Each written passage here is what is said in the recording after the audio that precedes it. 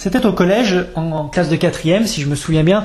Mon professeur de biologie commençait son nouveau cours sur la sexualité et la procréation humaine en disant, il sentait bien que le sujet était sensible, vous n'êtes pas sans ignorer qu'entre l'homme et la femme, il y a comme une petite différence.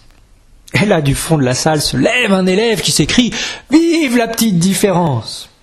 Enthousiasme légitime et mérité. C'est précisément sur cette différence de l'homme et de la femme que le livre de la Genèse et l'Évangile nous donnent de méditer aujourd'hui. Je commencerai donc par cela dans cette homélie, pour poursuivre avec le mariage qui lui est lié. D'abord, cette différence de l'homme et de la femme. Dieu lui-même dit « Il n'est pas bon que l'homme soit seul ». C'est pourquoi, homme et femme, Dieu nous créa. Adam ne trouvait pas dans cette création de Dieu, qui pourtant était bonne, un être qui lui corresponde, d'où son vague à l'âme et sa solitude originelle. Dieu le plonge alors dans un mystérieux sommeil, une sorte d'anesthésie, pour l'opérer en urgence. Avec une précision chirurgicale, le Créateur fait une incision et prélève une côte à Adam, de laquelle il façonne Ève. Par amour d'Adam, Dieu lui présente Ève, une aide qui lui est assortie. Messieurs, je précise, il n'est pas dit ici une aide ménagère. C'est ce que disent les mauvaises langues qui n'entendent rien à l'hébreu et à sa traduction. Non, il s'agit ici plutôt, mais il faut reconnaître que c'est difficile à traduire, un vis-à-vis, un alter ego, quelqu'un avec qui lui ressemble et qui en même temps lui est différent. Quelqu'un avec qui Adam va pouvoir parler. Ce n'est qu'avec la rencontre d'Ève qu'Adam se met à parler dans le livre de la Genèse. Ensemble, ils peuvent se comprendre et dialoguer. Dans leur relation, ils peuvent découvrir le mystère de Dieu, se découvrir comme des êtres de don, bref, comme des personnes faites pour aimer. D'où l'enthousiasme et l'émerveillement d'Adam découvrant Ève. « Voici l'os de mes os et la chair de ma chair, puisque tu es tiré de mon côté. » Mesdames, ne déduisez pas hâtivement de ce fait qu'il nous manque une côte, qu'à nous les hommes aussi, il nous manque une case, à moins que cette case se soit fou. J'aime cette belle poésie du livre de la Genèse qui nous donne accès à ce grand mystère de l'homme et de la femme. J'en retiens 2 points. D'abord, l'homme et la femme sont faits du même bois, si je puis dire. Ils partagent la même humanité, ils sont revêtus de la même dignité.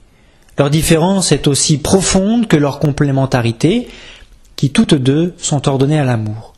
Il n'y a donc pas de subordination qui tienne, ni dans un sens, ni dans l'autre. Le livre de la Genèse résumera les choses de très belle manière en disant « Hommes et femmes, à son image et ressemblance, Dieu les créa. » C'est-à-dire qu'il nous a créés capables d'aimer et de donner la vie. Premier point. Le deuxième point, c'est qu'il y a en chacun de nous, hommes et femmes, une incomplétude, une sorte de béance, un désir qui nous porte l'un vers l'autre. On pourrait dire une blessure d'amour qui appelle une guérison de l'un par l'autre. Cette incomplétude est bien heureuse, car elle fait de nous des êtres de don et d'accueil, des êtres de relation taillés pour aimer. Dieu a tiré du chaos un monde ordonné, c'est-à-dire un cosmos, où les différences sont harmonieuses. Il y a le soleil et la lune, la lumière et les ténèbres, la terre ferme et les vastes océans, mais la plus belle et la plus profonde des différences qui structurent la création, c'est celle de l'homme et de la femme. Hommes et femmes, Dieu nous créa, vive la grande différence. Cette différence est liée, et c'est le deuxième point, au mariage. Nous l'avons dit, l'homme et la femme, dans leur incomplétude et leur complémentarité, sont ordonnés à l'amour et à la procréation. Pour la plupart d'entre nous, nous sommes appelés au mariage. On pourrait parler, du coup, ici de vocation, même si les époux ici n'ont pas reçu d'appel extraordinaire venant du ciel. Je parle de vocation mariage en ce sens que ce projet de Dieu sur l'homme et la femme en appelle à notre liberté. Nous avons à choisir, à consentir à ce projet. Il faut choisir de renoncer à un grand bien, vivre avec sa famille, mais en vue d'embrasser un bien plus grand encore, construire sa propre famille. C'est pourquoi l'homme et la femme, l'homme quittera son père et sa mère, il s'attachera à sa femme et tous deux ne feront plus qu'un. Cette liberté dont il est question s'exprimera dans la liturgie par l'échange des consentements, par lequel les époux se promettent de se donner l'un à l'autre, tout entier, pour la vie et pour donner la vie. Cet engagement sera consommé, selon l'étymologie de ce vieux verbe, consommer, c'est-à-dire porté à son summum. Cet engagement sera consommé par l'union des époux dans la chair amoureuse. Dans une telle alliance, nous comprenons qu'il en va de cet amour-là qui trouve sa source et sa plénitude en Dieu. Dans cet amour-là, Dieu donne aux époux de se donner.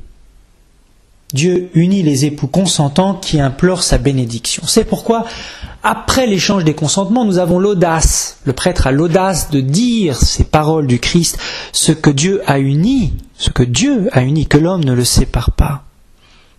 C'est cette phrase-là que nous réentendons solennellement aujourd'hui. Parce que cette union est sainte, il n'est pas bon de renvoyer son conjoint pour s'unir à un autre.